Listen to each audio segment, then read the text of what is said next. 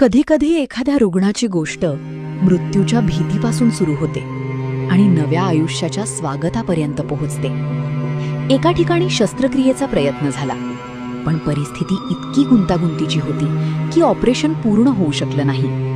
रुग्ण आणि कुटुंब पूर्णपणे घाबरलेलं होतं. त्यांना पुढील उपचारांसाठी मोठ्या शहरात जाण्याचा सल्ला देण्यात आला. अशा वेळी ते मातृत्वमध्ये आले.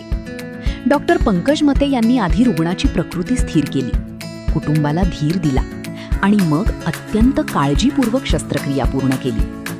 8-10 दिवसांच्या उपचारानंतर ती बरी होऊन घरी परतली. आज घराच्या उंबरठ्यावर औक्षण आहे, फटाक्यांचा आनंद आहे.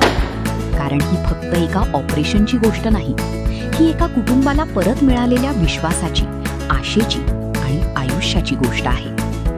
मातृत्व प्रत्येक स्त्रीसाठी प्रत्येक क्षणी